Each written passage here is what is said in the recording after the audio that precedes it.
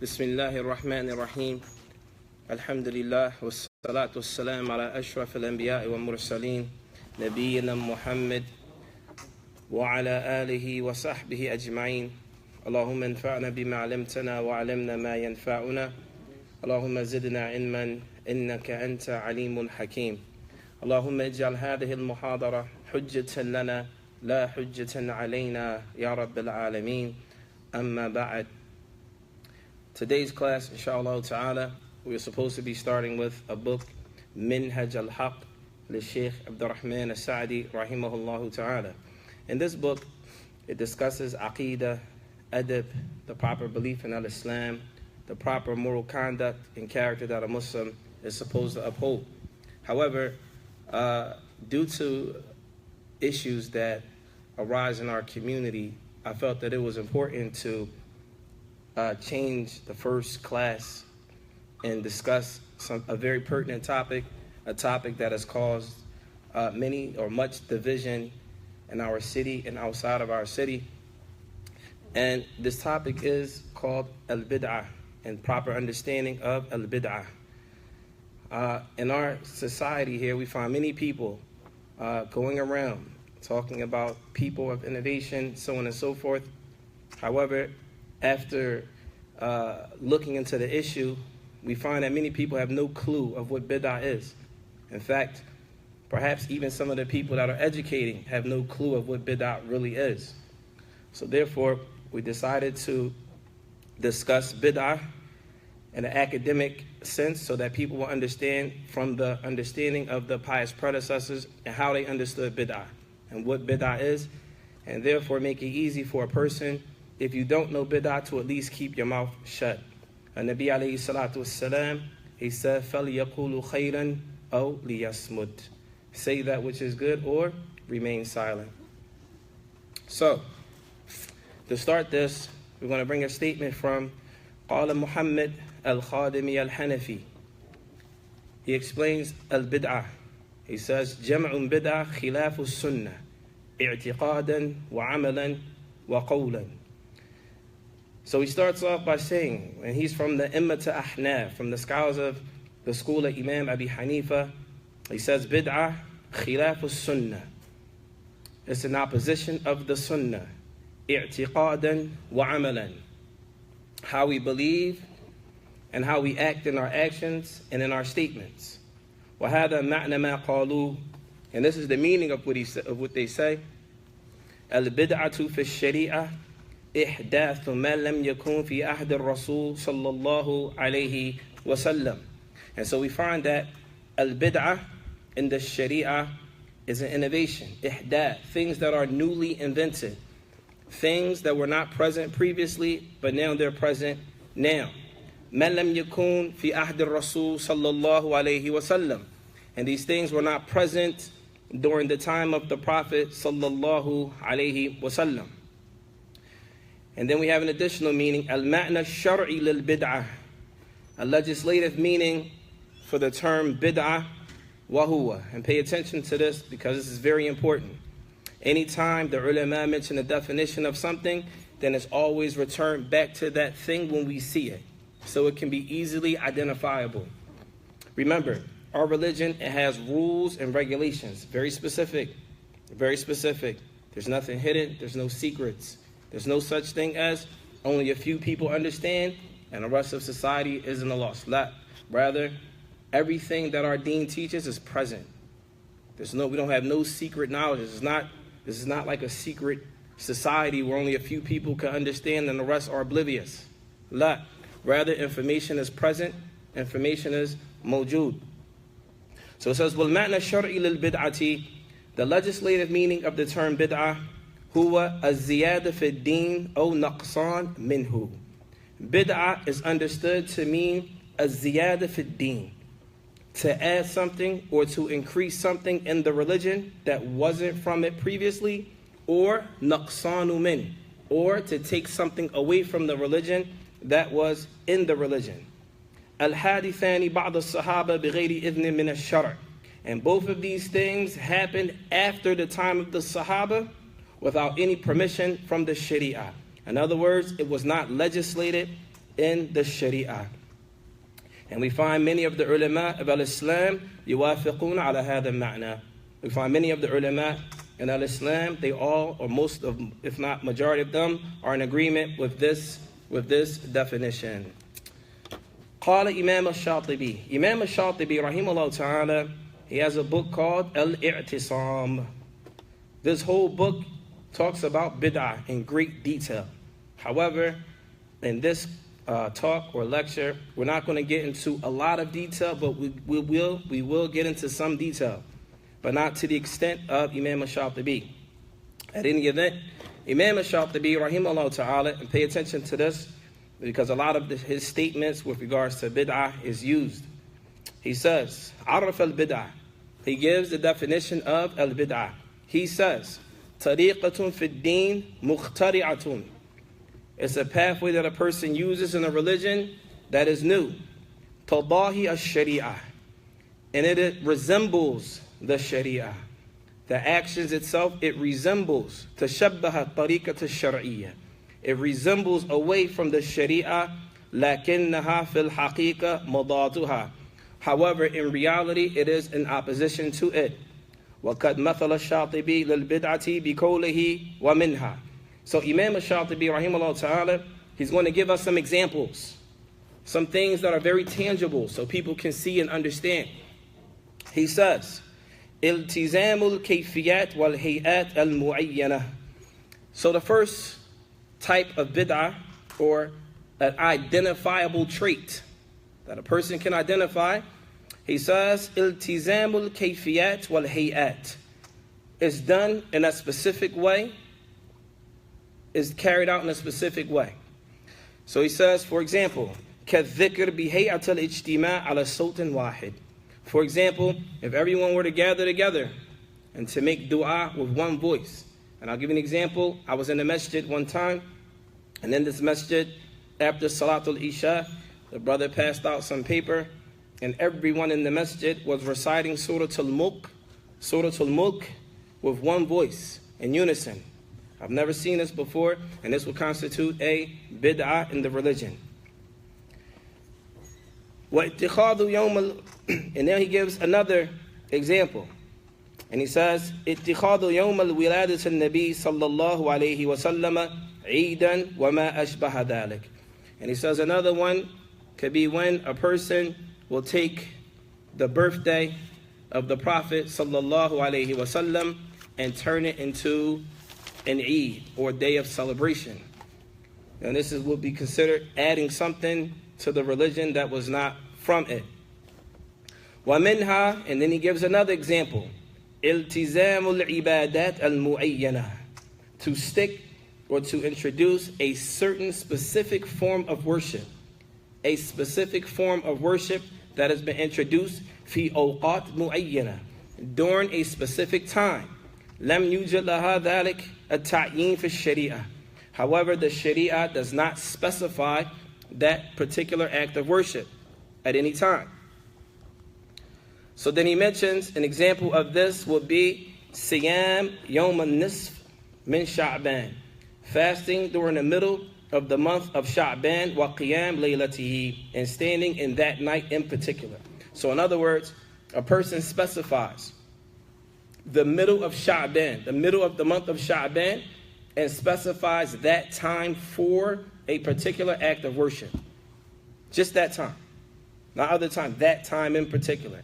This would also be considered a bid'ah. Notice how Imam al-Shatibi, he mentioned these things and he gave examples. Something that is real tangible that a person can identify. Not a ghost. Not a boogeyman. Not something that's made up. Oh, these people are people innovation. What's the innovation? No one knows. These are people innovation. No one knows. What's the innovation?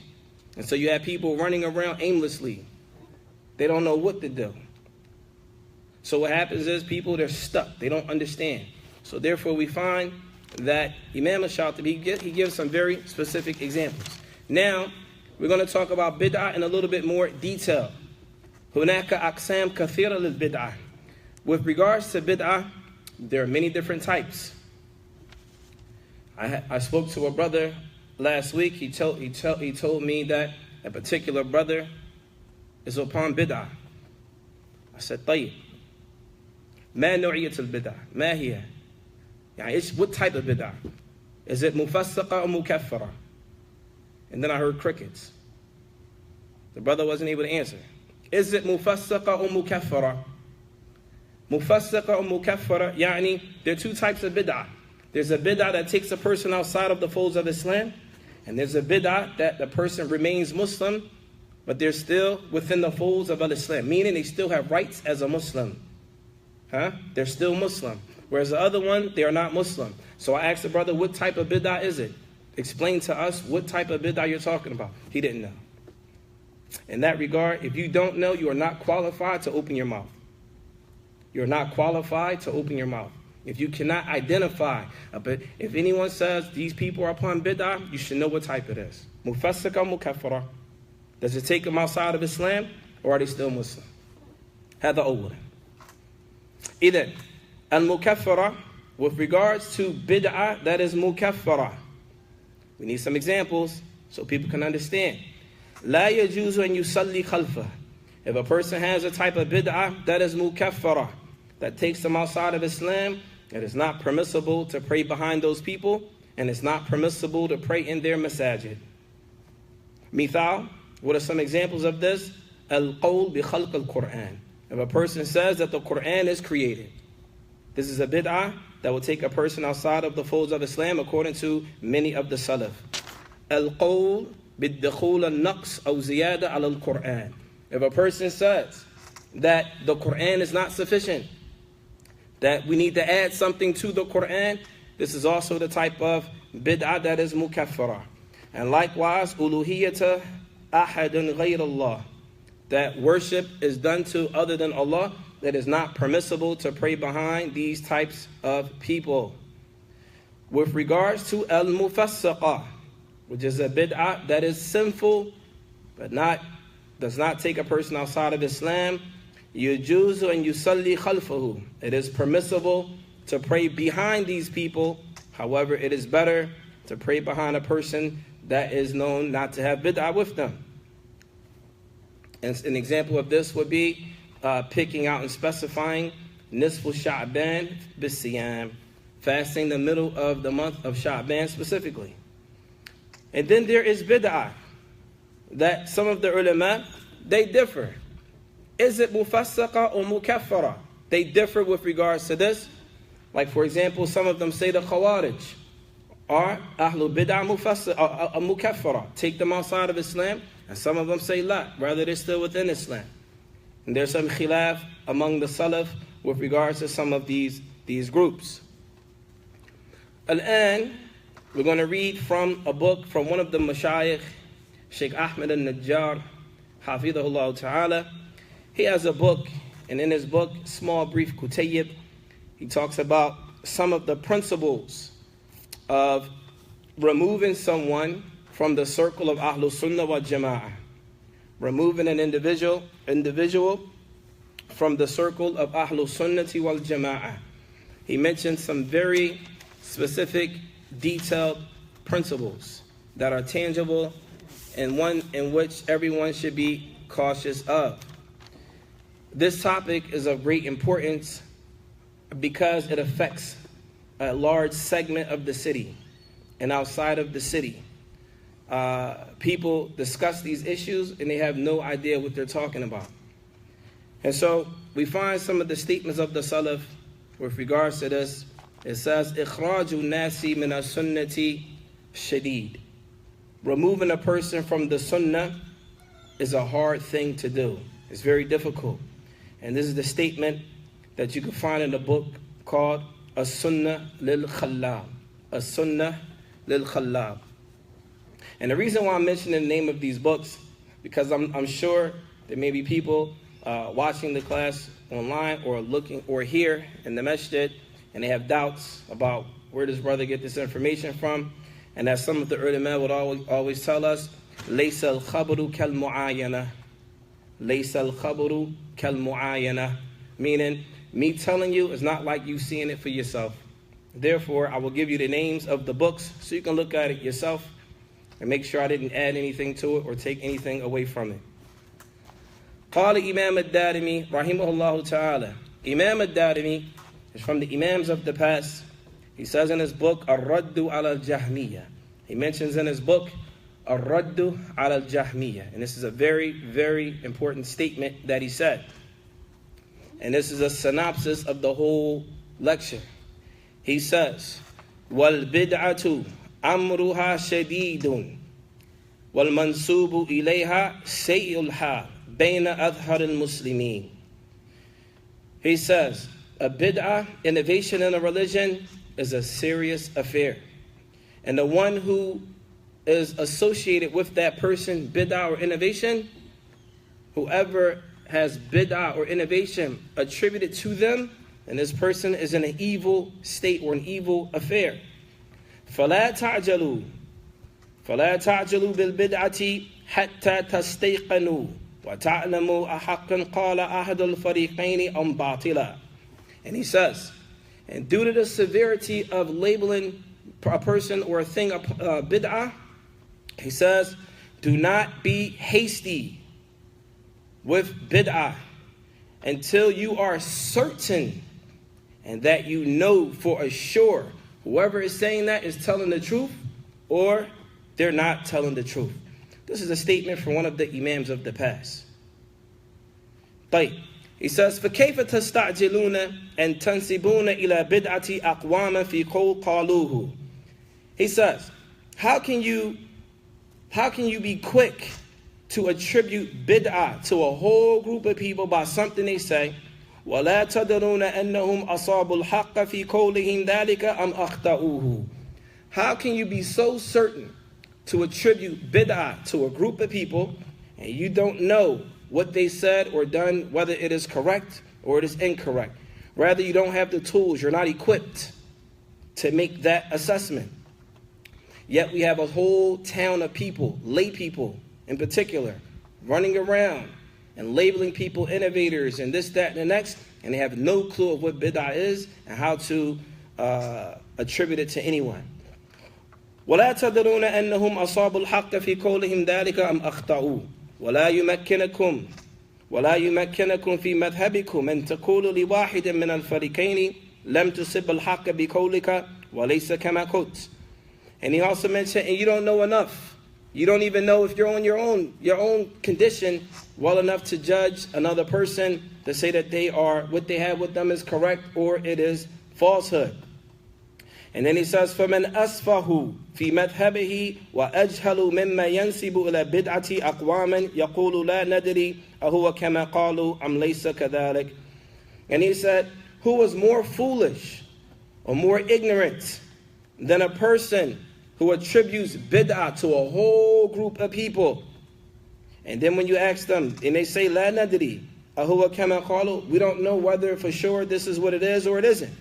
ولا يأمن في مذهبهم أن يكونوا أحد الفريقين أصابوا الحق والسنة فسماه مبتدعة.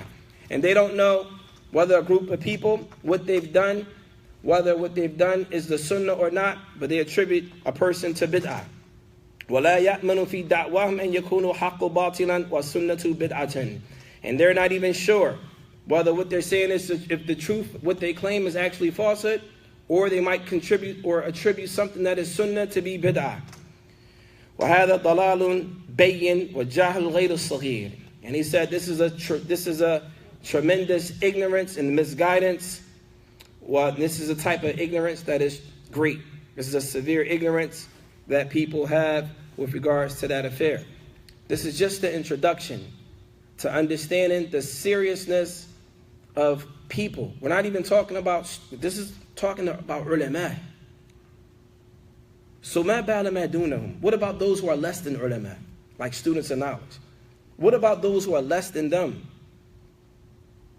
And people run around and they say this person's upon innovation, that person's upon innovation, and they don't even know what innovation is. They can't even identify it. You can't even tell the person this is a bid'ah or that's a bid'ah. So now we're going to get into some real tangible principles that you can use and you can take home with you. You can take them to your house, you can cook them up, And when you hear somebody say something, just apply these tools. These are weapons, okay? The Shaykh Ahmed Najjar, Hafidhullah Ta'ala, he says, هذه الأصول التي تميز بها أئمة السلف من غيرهم من أهل أهواء تعود إلى أمرين وهما. So here we're about to discuss some fundamental principles that will aid a person, that the scholars of the past, that they use to understand who are the people of desires and who are the people of bid'ah. The way that we can identify that, first and foremost, we have to make sure we are not from those people. First and foremost, we have to make sure we are not from those people. And secondly, if you want to just have that knowledge for yourself, then there are principles that a person can use to identify them. I hope y'all got pens and papers. Write some of this stuff down. It's important.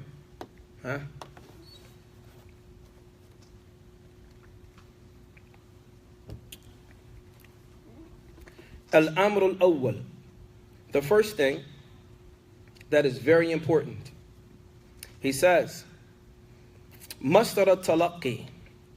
What is your source information when it comes to Islam? This is the first thing that is gauged from a person from being from people of innovation or not from a people of innovation. What is their masdar al-Talaqqi? What is their source information for getting their Islamic information? Number one, al-Kitab, al-Quran. The first source is the Quran. The second source is a-Sunnah. And the third source is al-Ijma'. فَإِمَّةُ السَّلَفِ الصَّالِحِ يَسْتَمِدُّونَ دِينَهُ مِنَ الْكِتَابِ وَالسُّنَّةِ وَالْإِجْمَاعِ. And we find that the pious predecessors, they took their religion from the Quran and from the Sunnah and from Ijma'. لا يأخذون أقائدهم إلا من هذه الأصول الثلاثة.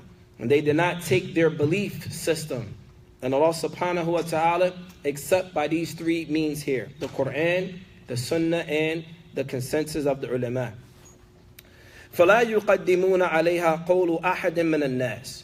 And therefore we don't find anyone taking the statement of anyone else over the Quran, Sunnah, and Ijma'. And this is very important.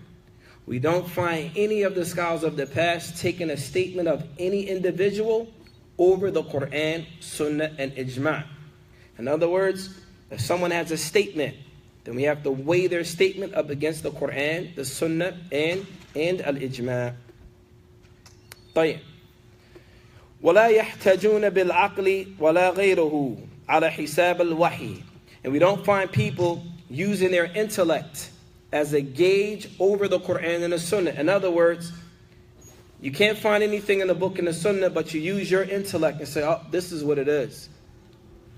These are from the ways of the people of innovation. These are the real people of innovation. This is what they do.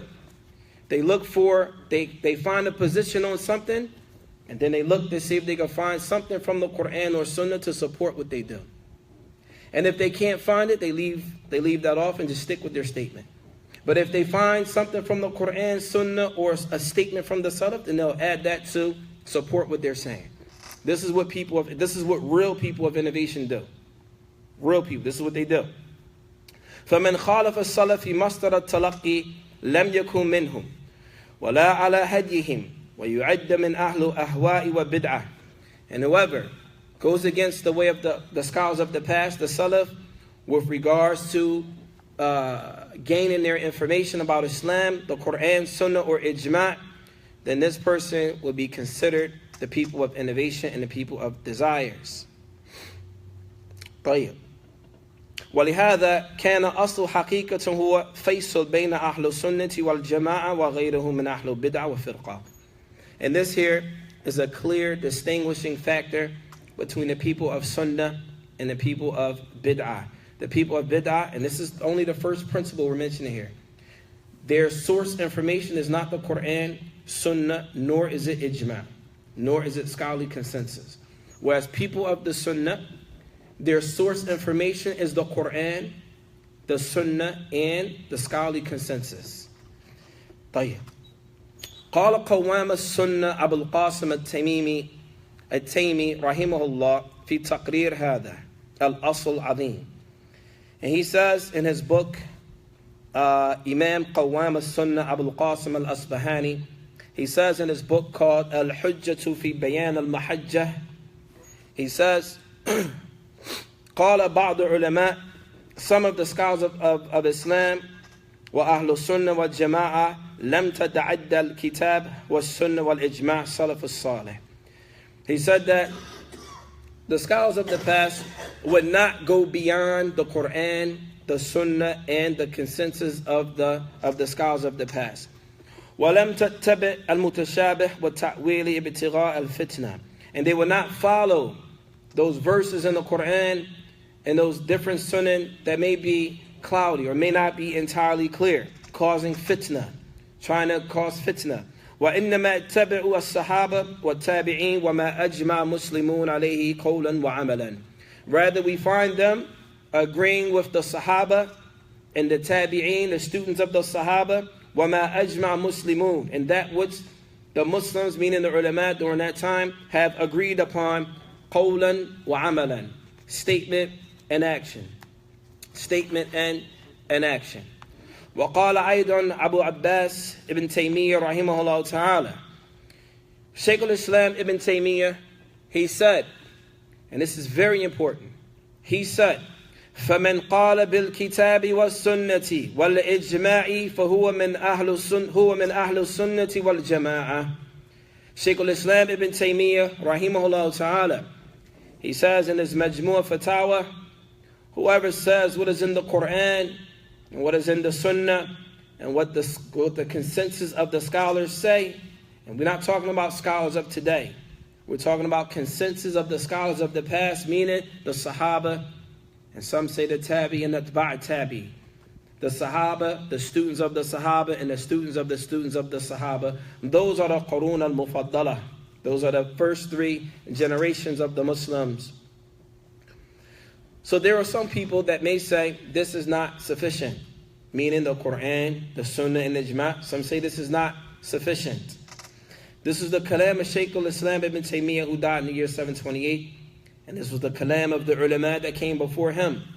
So whoever says this is not sufficient, then I kindly request that they bring some ulama that refuted this kalam of Shaykh al-Islam and said this is not correct from the past.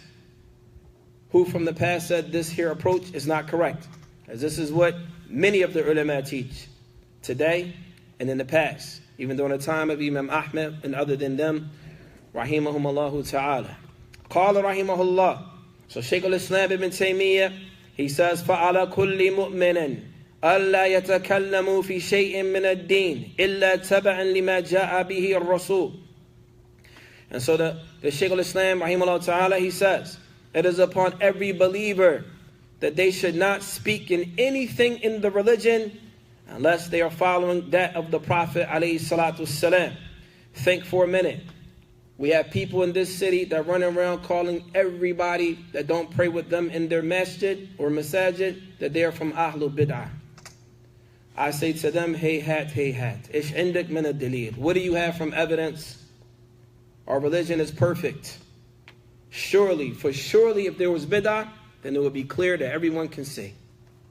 For surety, if people were upon innovation, there would be no secrets about it. There's no hidden innovation here. People would know. And if the innovation was hidden, is it from the methodology of the Salaf to spread that innovation that those people have if it's hidden? That's a whole nother bab. That's a whole nother chapter. But we're not going to get into that today, inshallah ta'ala. At any event, Shaykh al-Islam ibn Taymiyyah, he says, وَلَا يَتَقَدَّمُوا بَيْنَ يَدَيْهِ بَلْ يَنْظُرْ مَا قَالَ فَيَكُونُ قَوْلَهُ تَبَعًا لِقَوْلِهِ. And so a person, they look at their own speech. Does their speech coincide with the speech of the Prophet alayhi salatu wasalam?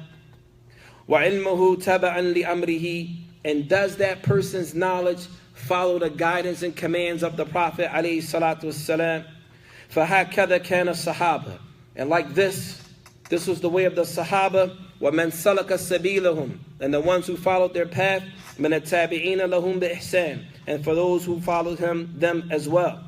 وَأَئِمَّةُ الْمُسْلِمِينَ فَلِهَذَا لَمْ يَكُنْ أَحَدٌ مِّنْهُمْ يُعَارِضُ النُّصُوص بِمَعْقُولِهِ. And for this reason, We don't find any of them going against the text with their intellect. We don't find any of them going against the text with their intellect. وَلَا يُؤَسِّسُ دِينًا غَيْرَ مَا جَاءَ بِهِ الرَّسُولُ. And they don't establish anything from the deen except by way of the Prophet alayhi salatu wassalam. وإذا أراد معرفة الشيء من الدين والكلام فيه نظر فيما قاله الله والرسول فمنه يتكلم وبه يتكلم ومنه يتعلم وبه يتكلم. During this time, we will only find people that they will speak with that which Allah said or His Messenger said. They will speak with that which Allah said or His Messenger said. وَأَهْلُ بِدْعَةٍ. One thing about the people of innovation, we're talking about real people of innovation, not the boogeyman. Not the one who doesn't pray with you in your masjid. Not the one who, and we're going to get into some other issues inshallah ta'ala, bi'idhnillah. وَأَهْلُ بِدْعَةٍ لَا يَجْعَلُونَ اِعْتِمَادِهِمْ فِي الْبَاطِنِ وَنَفْسِ الْأَمْرِ عَلَى مَا تَلَقُوهُ عَنِ الرَّسُولِ بَلْ عَلَى مَا رَأَوْهُ أَوْ ذَاقُوهُ. One of the things about Ahlul Bid'ah is that they get their stuff from their minds. From their minds. They come up with stuff, they come up with principles from their mind, and they put them on other people. They come up with stuff on their mind and they put them on other people. ثُمَّ إِنْ وَجِدُوا السُّنَّةَ تَوَافِقُهُ. And then they look for the sunnah. If they find that the sunnah agrees with them, أَهْلًا وَمَرْحَبًا. And if they find that the sunnah does not agree with them, then they will leave it. وَأَعْرَضُوا عَنْهَا تَفْوِيدًا وَحَرَّفُوهَا تَأْوِيلًا. And they will turn away from it. And they will turn away from it, or they will change it to mean that which suits their desire. فهذا هو فرقان بين أهل الإيمان والسنة وأهل النفاق والبدعة. And that is a determining factor between the people of innovation and the people of sunnah. So think about this. When you hear these things, these people of innovation and so on and so forth, have in your mind, what have these people done to warrant such claims? What have they done? What did they do to warrant those claims? وَمِنَ الْجَدِيرِ بِالذِّكْرِ أَنَّ الْمَرَادُ بِالْإِجْمَاعِ. So now we're going to discuss ijma'. Remind you, we're still in the very first principle. What's the first principle again? Quran, Sunnah, and ijma'. طيب. So now we're going to discuss ijma'. What is ijma'? هنا هو ما كان عليه أصحاب القرون الثلاثة المفضلة. Al-ijma' is what we find the first three generations of the Muslims upon. من الصحابة, from the tabi'een, and the students of the tabi'een. إذ إجماعهم هو منضبط فمنهم هو معتبر. Their ijma' is munḍabit, meaning it's calculated, it's precise, it's clear. قال Imam Ibn Taymiyyah rahimahullah ta'ala. Why are we using Shaykh al-Islam Ibn Taymiyyah so much? Many of the ulama consider Shaykh al-Islam Ibn Taymiyyah to be min al-muhaqqiqeen. From the scholars of the past, he was able to research a lot of the history of the ulama that came before him, and he brought a lot of their speech. And it's found in one place. Okay? It doesn't mean that Shaykh al-Islam is the end-all, be-all. La. However, the things that he brings that which the ulama from before him brought. And he says, في التقرير الإجماع المنضبط طريقة أهل السنة والجماعة اتباع آثار الرسول باطنا وظاهرا. He said, from the path of the people of Ahlul Sunnah wal Jama'ah is that they follow the narrations of the Prophet sallallahu alaihi wasallam, batinan wa zahiran, inwardly and outwardly. So we don't want to be from those people, we outwardly say sunnah, sunnah, and then we inwardly, wa yada billah, we'll leave it at that. وَاتِّبَعْ سَبِيلَ السَّابِقِينَ الْأَوَّلِينَ مِنَ الْمُهَاجِرِينَ وَالْأَنصَارِ. And rather we follow the path of the muhajirin and the ansar. The muhajirin, who are they? And who are the ansar? Does anyone know? Who are the muhajirin? Muhajirin are those who migrated from Mecca to Medina with the Prophet. Ahsant. And the ansar are those who were in Medina waiting for him. Ahsant. So he says, وَاتِّبَعْ وَصِيَّةُ الرَّسُولِ حَيْثُ قَالَ عَلَيْكُمْ بِالسُّنَّةِ. And also following the guidance of the Prophet ﷺ, where he said, upon you is my sunnah, وَسُنَّةُ خُلَفَاءِ الرَّاشِدِينَ مِنْ بَعْدِي. وَيَعْلَمُونَ أَنَّ أَصْدَقَ الْكَلَامِ كَلَامُ اللَّهِ. And we also know that the best speech is the speech of Allah, and the best guidance is the guidance of the Prophet sallallahu alayhi wasallam. قال Imam Ahmed rahimahullah ta'ala. Imam Ahmed, he mentions أصول السنة عندنا التمسك بما كان عليه أصحاب الرسول صلى الله عليه وسلم والاقتداء بهم وترك البدعة. Imam Ahmed said, the foundations of the Sunnah with us is holding on to what the companions of the Prophet ﷺ was upon and following them and leaving off innovation. So then the first thing we mentioned about innovation thus far was what? The first principle of in order for us to know a person that is from the Sunnah, what is the first principle? That he takes from the three primary sources, the Quran, the Sunnah, and Ijma'. This is called Masdar al-Talaqqi. This is called Masadir al-Talaqqi, يعني the source information. طيب. قال إمام ابن تيمية رحمه الله تعالى فعلم أن الشعار أهل بدعة وترك انتحال اتباع السلف. From the signs of the people of innovation is that they leave off following the Salaf. And when we say the Salaf here, that which they agreed upon. ليس فرد من أفراد السلف. It doesn't mean one person from the Salaf, rather that which they have agreed upon. طيب. So then the second principle, so all of that had to do with what? The first principle. The second principle, and this is very important, write this down. المسائل الاعتقادية أو العملية الجليلة التي اشتهرت عند أهل العلم بالسنة وموافقتها للكتاب والسنة والإجماع وهي تعرف بالأصول. The second principle here are many issues. So pay attention. Let's make it tricky. The first one is that Ahlul Sunnah, the source materials of Quran, Sunnah, and what? And Ijma', and the scholarly consensus. Sah? طيب. The next one, Al-Amru Thani, the next issue is Masail al-I'tiqadiyya, certain issues of i'tiqad, certain issues of belief, and certain issues of amaliyya that have to do with actions that we do. But which ones are we talking about? The actions that have become famous or well known to scholars during that particular time that agrees with the Quran, Sunnah, and the consensus of the scholars. Does that make sense? Or no? Huh? It doesn't make sense. So then, when they say the usul of the religion, we'll find when they say the usul, they say this goes against the usul. And we're not talking about usul al-fiqh. We're talking about usul here in order to be from Ahlul Sunnah. There's usul there. Those usul, inside of it, you have issues of aqidah and you have issues of fiqh. Some people say, la, usul is only aqidah and furu' is only fiqh, hada batil. Here, we find that in the issues of usul, meaning the fundamental issues of the religion, in order for people to be from Ahlul Sunnah, there are issues of aqidah in there, and there are issues of the Sunnah in there, inside of it. Does that make sense? Or no? Did I lose anybody? طيب. ومن خالف أصلا من الأصول التي اشتهرت موافقتها للكتاب والسنة والإجماع فقد خرج عن هدي السلف الصالح. Whoever goes against any of those principles, what are those principles? We're going to talk about some of them. The principles, so the first one was what? Quran, Sunnah, Ijma'. The second one was what? Going against issues that have become famous in the religion. And those issues that have become famous in the religion comprise of issues of i'tiqad, belief, and some issues of fiqh. Wadah? Is that clear? طيب. And the key element here is that these issues have become famous, well known. طيب. Whoever goes against those issues that are considered the usul, then they have gone against the minhaj of the salaf. When we say that these people don't practice the minhaj of the salaf, that means they went against one of these usul here. You must. There's no going against the way of the salaf unless you go against what? One of the usul. واضح? Is that clear? طيب.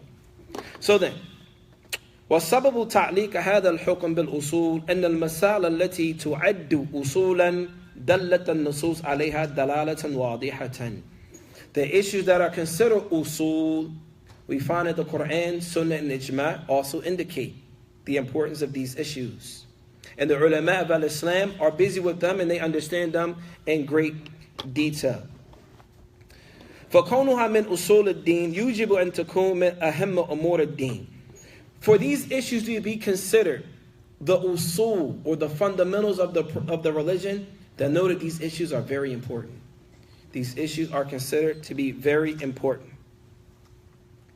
وهذا يرجع إلى الأصل وهو أن الله قد نص على كل من يعصمه من المهالك نصا قاطعا للعذر.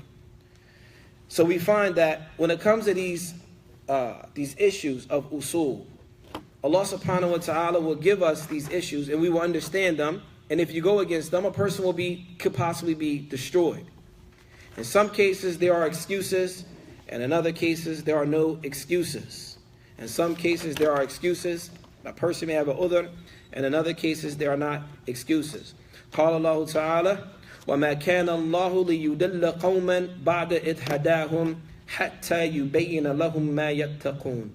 Allah subhanahu wa ta'ala says, He will not mislead a group of people, or people will not be led astray, or people will not be off the straight path, حَتَّى يُبَيِّنَ لَهُمْ, until it becomes clear to them, until it becomes clear with them that which they should be following.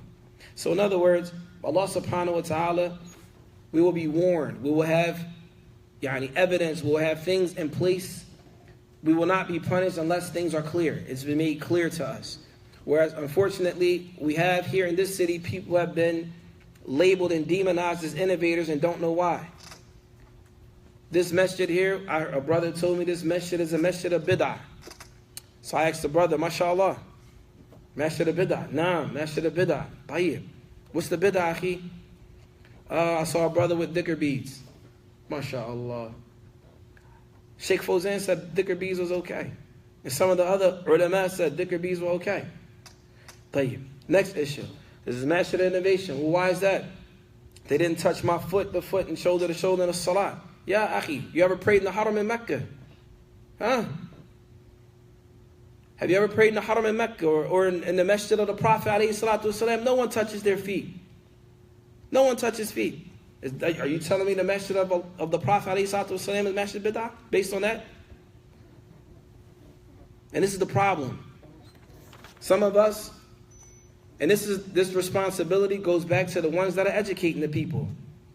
You cannot give people, lay people, licenses to talk about issues that you know they don't understand what they're talking about. This leads to destroying families. This leads to destroying communities. This leads to pushing people away from Islam. This leads to pushing people away from the Sunnah. Most people accept Islam, they want to follow the Haqq. They don't want to be led astray. And so the next issue here, قال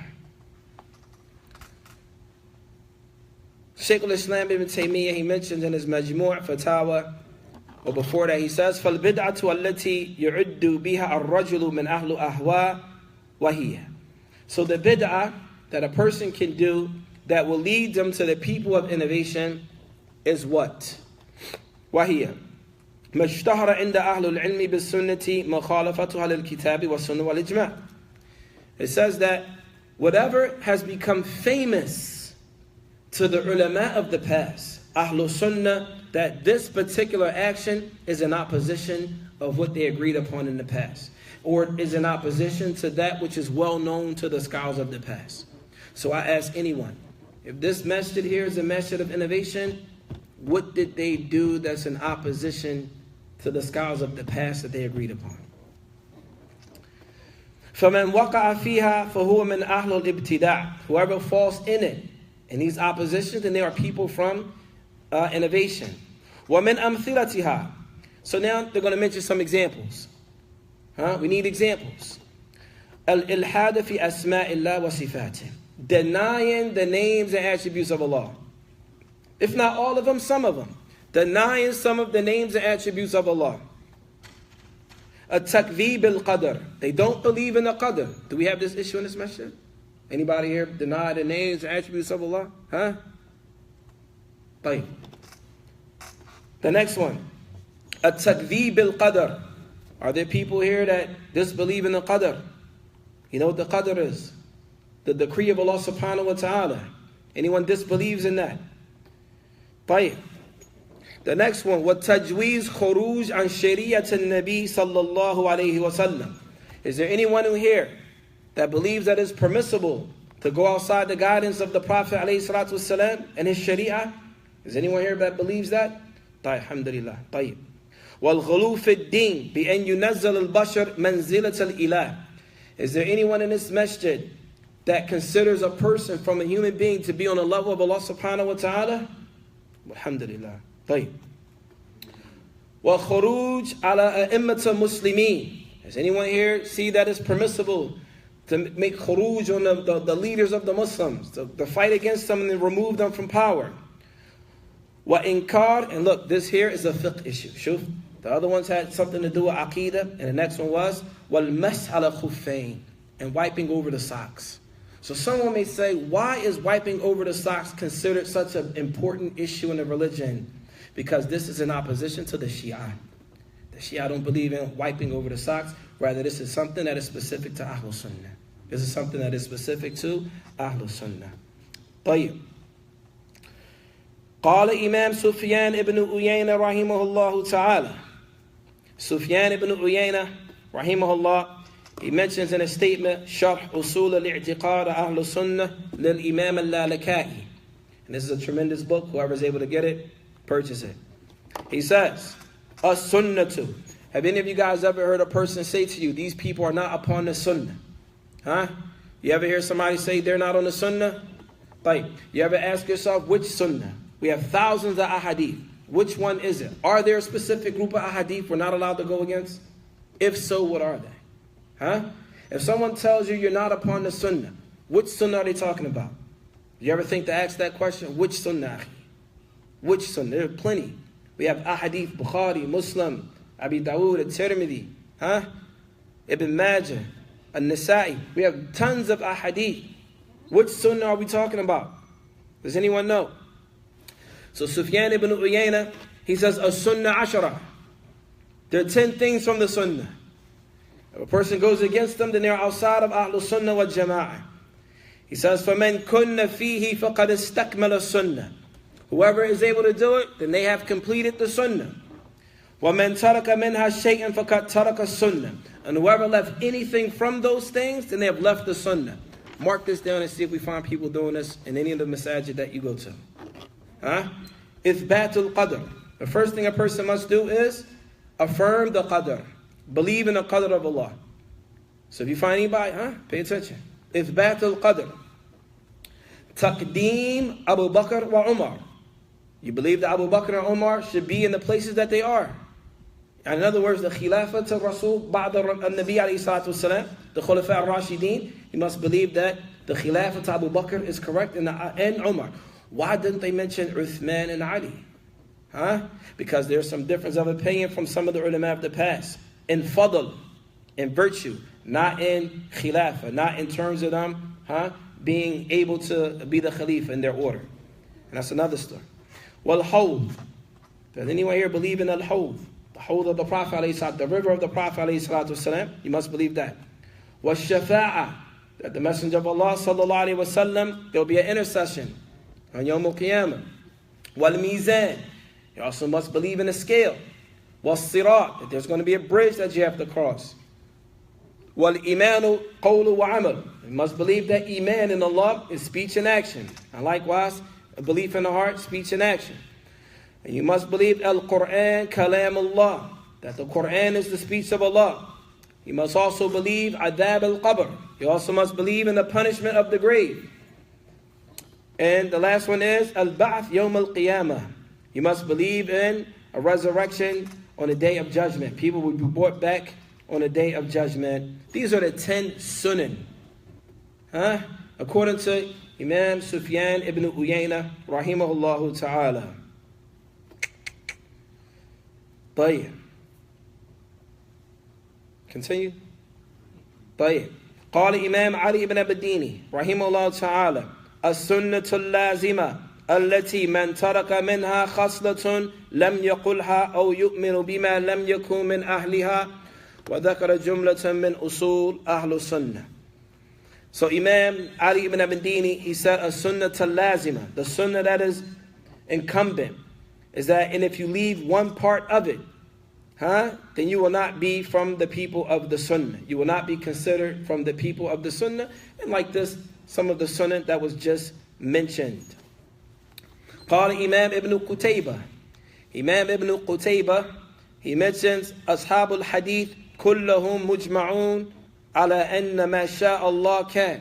He said, Ibn Qutaybah said, all of them, the companions of hadith, كلهم مجمعون على أن ما شاء الله كان.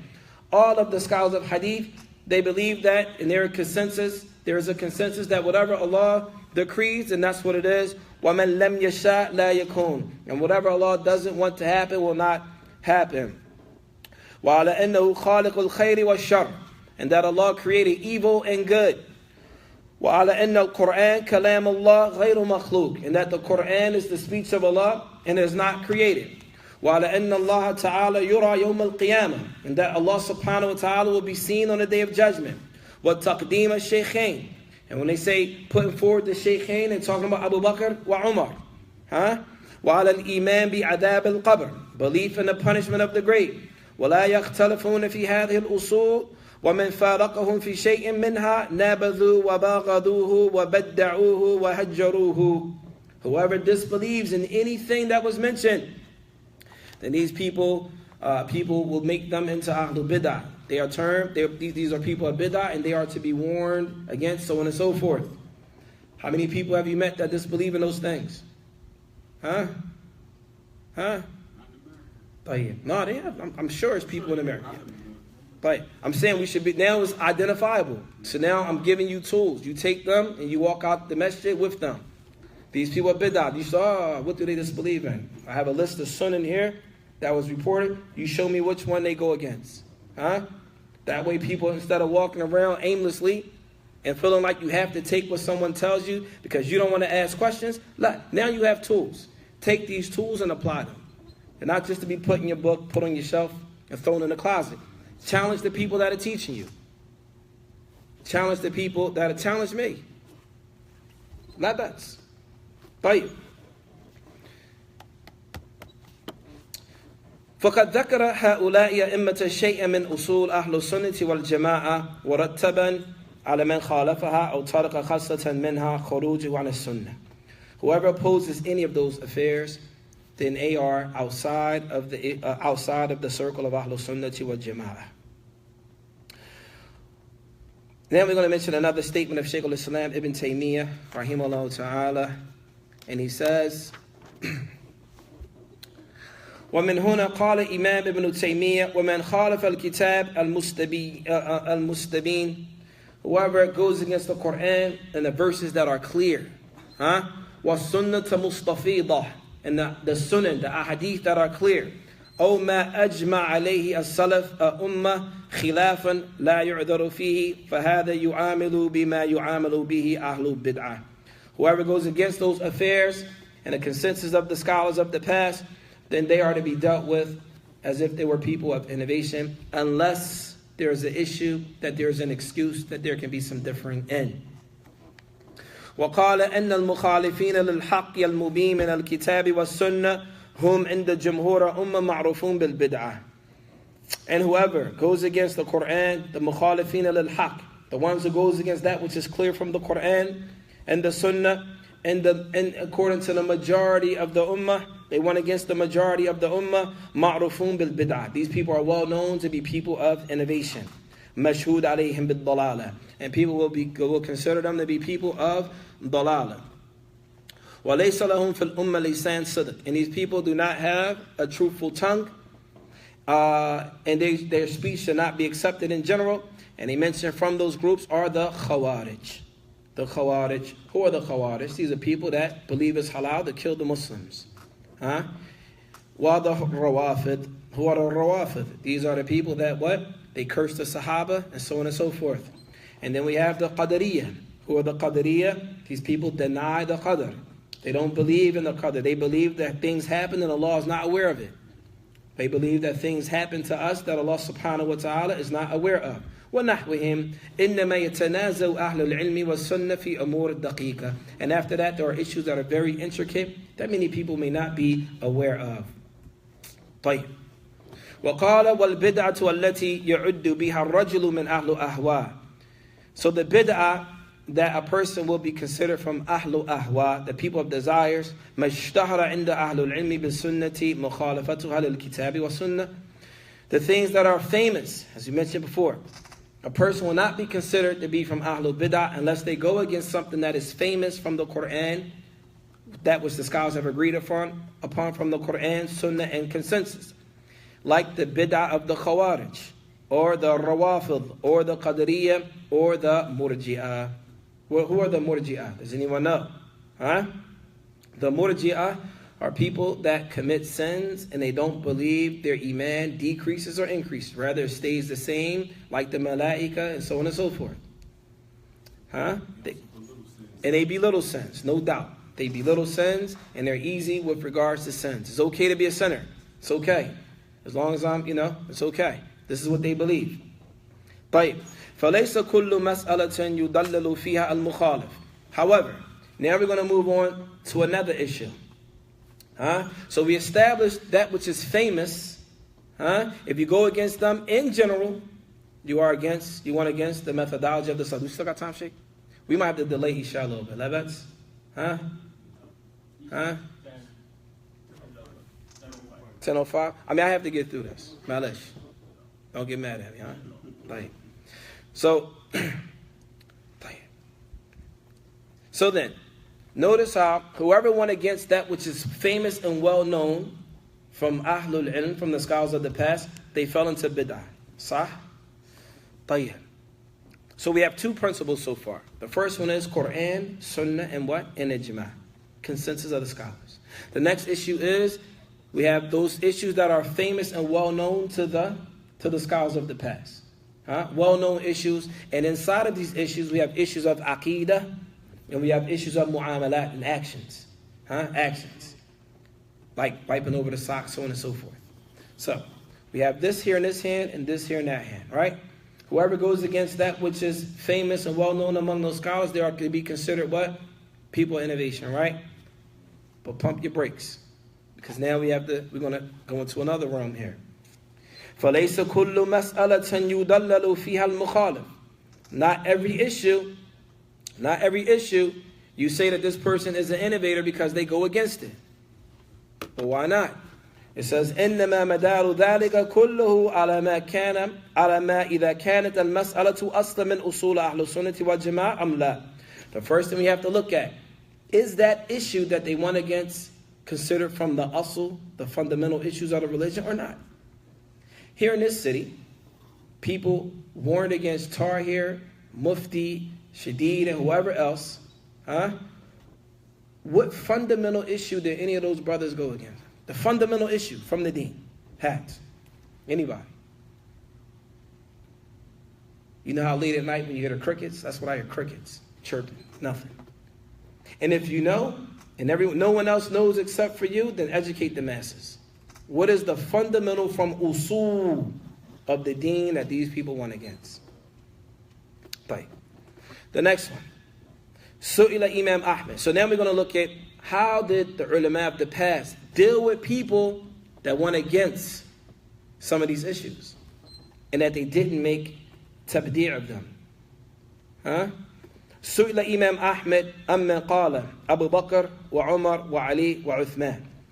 Imam Ahmed was asked about a person who mentions Abu Bakr, and then he mentions Umar, and then he mentions Ali, and then Uthman. Understand that? In that order. Not Abu Bakr as-Siddiq, Umar ibn Khattab, Uthman ibn Affan, and Ali ibn Abi Talib. La. He didn't mention it in that order. He mentioned Abu Bakr as-Siddiq, Umar ibn Khattab, Ali ibn Abi Talib, and Uthman ibn Affan last. So they asked Imam Ahmed about it. We know who Imam Ahmed is, right? طيب. فقال ما يعجبني هذا القول. Imam Ahmed said, I don't like that statement. I don't like that statement. قيل له فيقال إنه مبتدع. He said, should we say that this person is an innovator? Should we say that this person is an innovator? قال Imam Ahmed Imam Ahmad said, أقرأ أن أبدعه البدعة شديدة. He said, I hate to call that person an innovator because calling a person, saying a person is an innovator is a serious affair. It's a hard thing to do. Yet we find lay people. And this is what happens when you have no knowledge. It's easy to say whatever you want. You have no parameters or no rules. Lay people and some students run around and say everybody's an innovator.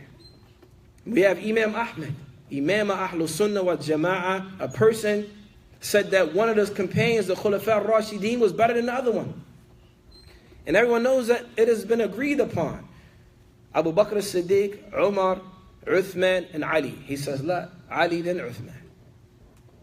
He says, I hate to call this person an innovator because calling a person an innovation is a serious affair. طيب. ولهذا كان أئمة الإسلام متفقين على التبديع من خالف في مسائل الأصول خلافا لا يعذر به. And so we find in general that the scholars of the past, they don't have an issue with making tabdi', considering a person to be an innovator who went against the affairs that have been agreed upon. بخلاف من نازع في مسائل الاجتهاد.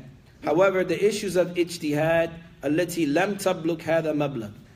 The issues of ijtihad, there's no agreement upon them, so therefore the scholars do not make tabdi' of people that go against one another of issues of ijtihad. Like what? Opinion of a scholar of this particular person. A scholar says this person is an innovator. Another scholar says, I don't see that person to be an innovator. You take the position of that scholar, he take the position of that scholar, because you didn't follow that scholar, now you're an innovator. If you don't make tabdi' of the person I consider to be an innovator, now you're an innovator. See how that goes? And then you got people don't even know why they're doing it. It's just, okay, he's an innovator. Okay, cool. I just don't want to be ostracized. I can't make it on my own. I just got to do what everybody else said. مشكلة. قال أبو القاسم التيمي قال بعض العلماء ما اختلفوا فيه من المسائل الاجتهادية والفروع الدينية فإن الإنسان لا يسير به مبتدعا ولا مذموما متوعدا. Imam Abu al-Qasim al-Taymi, he said, some of the ulama, they said, مَا اخْتَلَفُوا فِيهِ مِنَ الْمَسَائِلِ الْإِجْتِهَادِيَّةِ. That which the scholars differ in with regards to the issue of khilaf, legitimate issues of differing, and the issues of furu', the subsidiary issues of the deen. For indeed a person is not made out to be an innovator, nor are they considered to be sinful, nor are they warned against, mutawa'idan. This is something that is very important for people to understand. Now we're going to move on to the last part. We left some stuff out, but this last part here is also very important. Right now, we just mentioned people in general. Whoever goes against that which is well known is considered people of innovation. Do we make ta'yeen on people because of this? Do we say, okay, now you, Muhammad, you're an innovator now? Do we do that? And does the same rules apply? In other words, in general, whoever goes against Ahlus Sunnah wal Jama'ah, the people of innovation, if they went against those things that are agreed upon in the religion. This is in general. Do we make that specific now to individuals? Yes or no? Now we're going to find that out. حكم معين إذا خالف أصل من أصول أئمة السلف. What is the ruling if we find someone, an individual going against one of the usuls or the fundamental principles of Ahlul Sunnah? Do we right away say, this person's an innovator, he doesn't know this here, we got him? Do we do that? Yes or no? Well, we're going to listen to the rules. There are rules for that too. There's all rules. It's not, it doesn't just come to your head and you just, osmosis and all that. No. We have things in place that help us. It says, وَمَا تَقَدَّمَ تَقْرِيرُهُ فِي الْمَبْحَثِ الْأَوَّلِ. And he mentions what was mentioned in the first part of this book. مَنْ أَنَّ مَنْ خَالَفَ أَصْلَ مِنْ أُصُولَ أَهْلُ السُنَّةِ وَالْجَمَاعَةِ فَقَدْ خَرَجَ عَنْ هَدْيِ السَّلَفِ الصَّالِحِ. Whoever goes against an origin or a principle from Ahlul Sunnah wal Jama'ah, then they have left off the way of the Salaf. وَصَارَ مِنْ أَهْلِ الْبِدْعَةِ. And they have become from the people of innovation. هُوَ مِنْ حَيْثِ الْجُمْلَةِ وَالْحُكْمِ مُطْلَقٍ. This is in general. Whoever goes against the way of the Salaf, in general, they take the ruling of Ahlul Bid'ah if they went against one of those core principles that we mentioned. In general. Amma min haythu ta'yin, however, with regards to specifying individuals, with regards to specifying individuals, al-hukm al-afrad, a ruling on individuals. And the reason why we're mentioning this, please bear in mind, the reason why we're mentioning this is not so that you can go out and say, yes, this person's an individual. Nah, it's not your shughl. It's not your job. Making tabdiyah of individuals is not your job. Why do you want to wear that on Yawm al-Qiyamah? Spare yourself. Leave that for the scholars. That's their level. Why would a lay person put himself in the shoes of a scholar making tabdiyah? Why would a student of knowledge do that? Why? You don't have to wear that. Give that to the ulama. Let them wear that. They're scholars. Let them handle that in front of Allah. Why do you want to wear that? We have our plates are filled with everything else we got to deal with. Why do you want to put something else on your plate, Yawm al-Qiyamah, that you can't handle? فَإِنَّ فِي الْمَسْأَلَةِ تَفْصِيلًا. And so he says, in this issue there's a lot of detail. إِذْ لَيْسَ كُلُّ مَنْ وَقَعَ فِي بِدْعَةٍ وَقَعَتْ بِدْعَةٍ عَلَيْهِ. Every person that falls into a bid'ah, it doesn't mean that they are an innovator. Every person who falls into bid'ah doesn't mean that they are innovators. ذَلِكَ أَنَّ الرَّجُلَ إِذَا كَانَ مُوَالِيًا لِلسَّلَفِ. This is because if a man, if he loves the Salaf, وَمَصْدَرُ وَالْإِسْتِدْلَاء عِنْدَهُ مُوَافَقًا لِمَا عَلَيْهِ السَّلَفِ. And if he sees the Quran, Sunnah, and Ijma' to be the return points for all of his affairs, وَوَقَعَ مَا ذَلِكَ فِي شَيْءٍ مِمَّا يُخَالِفُ أُصُولِ السَّلَفِ خَطَأً. And all of a sudden that individual, he fell into something that went against the understanding of the Salaf by accident. He made a mistake. He made a legitimate mistake, believing that the issue he was talking about, he was right, but in fact he was wrong. In addition to that, لَمْ يُوَالِي وَيُعَادِي عَلَيْهِ. And he does not love people or hate them based on the position that he took. He's not using his position to love people about it or hate people about the position that he took. فَإِنَّهُ لَا يَخْرُجُ عَنْ حَدَّ السَّلَفِ بِذَلِكَ خَطَأ. For indeed, based on those things right there, that person does not leave off the minhaj or the way of the Salaf. What does that look like? We have brothers in this city. Let's say Mufti, Muhammad Munir. I'm not even saying he made a mistake because I don't believe he made a mistake. But let's just say he made a mistake. Everything that everyone knows about the brother, he loves the Sunnah. He loves the Sunnah of the Prophet ﷺ. In fact, he has a site called Hadith Disciples. Anytime you look at his class, it's all hadith. Studying, learning, getting closer to Allah. If that person, Mufti, and I'm not saying he made a mistake, if he happens to make a mistake, we got him, he's an innovator. La. Not according to this. Not according to the ulama. وَلَا يَكُونُ مُبْتَدِعًا. And he's not considered an innovator. But we say what? وَافَقَ أَهْلُ بِدْعَةٍ فِي كَذَا وَكَذَا. But what we say is, in this issue, that person agreed with Ahlul Bid'ah in this particular issue. Shuf how perfect Islam is. We don't say, in all issues of the deen, he's an innovator. He made innovation in this issue right here. I ask all of you, billah, these masajid and these people that you consider to be people of innovation, where is their innovation? Be very specific. Because if you're wrong, you're going to have to wear that on Yawm al-Qiyamah. طيب. And there's another thing that is very important. In order to label a person, an individual, to be from Ahlul Bid'ah or innovation, لابد توفر فيه شروط. All of the conditions must be met when tafat al-mawani, and all of the prohibitors are removed. فإنه مثلهم وحكمه حكمهم. If all of those conditions are met and all of the prohibitors are removed, then that person will become from Ahlul Bid'ah.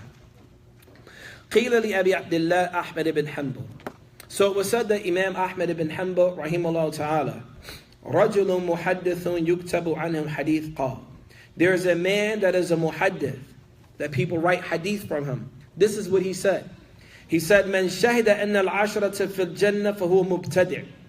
He said, whoever says that the 10 people are guaranteed paradise, whoever said that there are 10 people that are guaranteed paradise, then that person is an innovator. Whoever says that 10 people are guaranteed paradise, then that person is an innovator. فَاسْتَعْظَمَ ذَلِكَ Imam Ahmed. When Imam Ahmed heard about this, he was upset. And then he said, قَالَ. Now mind you, this person went against what? Something that's famous and well known in the religion. So Imam Ahmed said, لَعَلَهُ جَاهِلٌ لَا يَدْرِي. Maybe he's ignorant and he just doesn't know. I ask every last one of you, are those excuses given to those people in your city? Huh? La. La. La. Huh? He was a muhaddith. So if the excuse was given to a sheikh, فَمَا بَالَ دُونَهُ. What about the student who was in more need of an excuse than a teacher? طيب. قال إمام ابن تيمية رحمه الله تعالى في بيان من هو مبتدع. So Shaykh al-Islam ibn Taymiyyah رحمه الله تعالى, he says, مثل هؤلاء إذا لم يجعلوا ما ابتدعوه قولا يفارقون به جماعة المسلمين. As long as that innovator, the one who fell into innovation, he does not make his statement a statement in which he divides the Muslims with it, and he loves people based on that statement, and he hate based on that statement, كان من نوع الخطأ, then that will be considered a mistake. والله يغفر للمؤمنين وخطاهم في مثل ذلك. Then that person will be forgiven. It is a mistake, and inshallah ta'ala, Allah will pardon him for that mistake. This is the kalam of Shaykh al-Islam ibn Taymiyyah. This is not my kalam. You can find this in his Majmu' al-Fatawa, Juz al-Thalith, Safha 349. And that's for those who understand Arabic. You can go look it up yourself. ولهذا وقع في مثل هذا كثير من السلف وأئمتهم. And so based on this, we find many of the scholars of the past fell into something similar. لهم مقالات قالوها باجتهاد. They have statements that they made based on ijtihad, where they made mistakes. And in those statements, they went against that which is firmly established from the way of Ahlul Sunnah. بخلاف من والى موافقه وعاد مخالفه. This is different as for the one who love those who agree with them, and they hate those who disagree with them. Intabihu.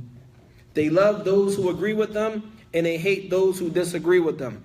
وَفَرَّقَ بَيْنَ جَمَاعَةِ الْمُسْلِمِينَ. And they divided between the Muslims. Sounds eerily similar. And they divided between the Muslims. Divided and separated the Muslims.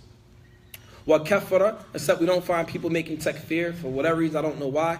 They're scared of making takfir, but they have no problem making tabdi'. And as many of the ulama mentioned, takfir and tabdi', they're from the same bab. The same rules apply. طيب.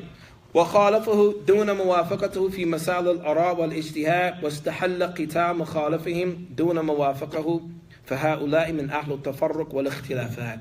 Shaykh al-Islam said that these people, they fight against those who disagree with them, and they love those who agree with them. He said these people are أهل التفرق.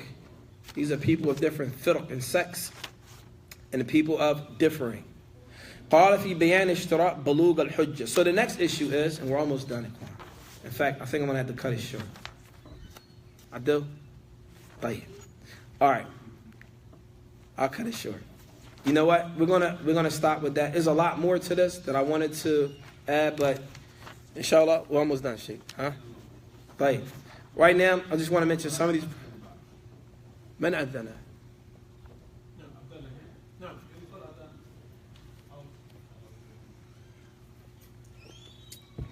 طيب.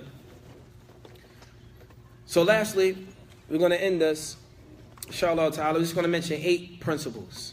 8 principles, solid principles that you can use. And there's a lot more to this. I wish I could have finished, but due to the time.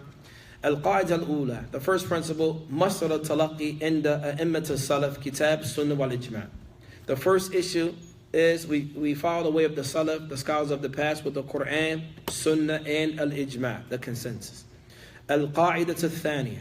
The second principle, كل مخالف للسلف في مصدر التلقي فهو من أهل أهواء وبدعة. Whoever goes against taking from the Quran, taking from the Sunnah, and taking from Ijma', then they fall into the people of innovation.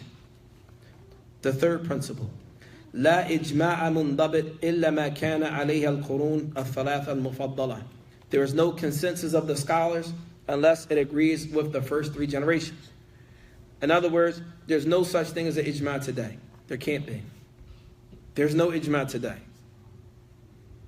There's no ijma today. The fourth principle, al-aslu alladhi tubna alayhi al-jama'a huwa tamassuk bima kana alayhi as-sahaba. The fourth principle is the principle of holding on, building on, or establishing the jama'ah or the congregation wa tamassuk bima kana alayhi as-sahaba. Holding on to that which the companions were upon. The fifth principle, كل مسألة اشتهرت موافقتها للكتاب والسنة والإجماع تعد أصلا من أصول أهل السنة والجماعة. Every issue that has become famous and well known and it agrees with the Quran, the Sunnah, and the consensus is considered a fundamental principle from Ahl Sunnah wal Jama'ah. The sixth principle, مخالفة أصلا من أصول أهل السنة والجماعة بدعة. Going against one of those agreed upon principles, anyone that goes against one of those agreed upon principles from Ahlul Sunnah wal Jama'ah is considered a bid'ah. It is considered a bid'ah. And the last two, al-akhdhu bima ishtaharat mukhalafatuhu lil-kitab wa sunnah wa ijma' bid'ah.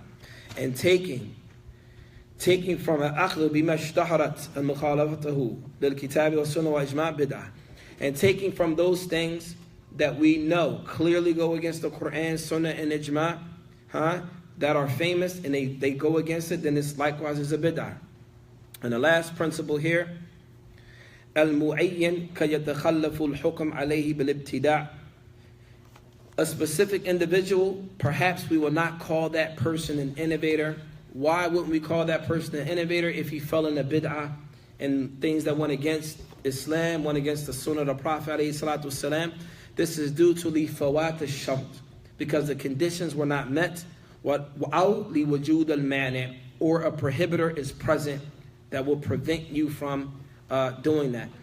And وَإِنْ كَانَ مُقْتَضَى فِيهِ قَائِمًا, even if all of the conditions are present in that person to be labeled that. So lastly, before we finish, many of the ulama, they say before you make tabdi' of a person, you must what? You must balagha hujjah. You must bring the dalil that this person, perhaps they have a misunderstanding, so on and so forth. And if they have a misunderstanding, then they are cleared. At any event, we're going to end with that. Sorry for going so long, but I felt like this was an important issue. Subhanaka Allahumma wa bihamdik. Ashhadu an la ilaha illa ant. Astaghfiruka wa atubu ilayk. Assalamu alaikum wa rahmatullahi wa barakatuh.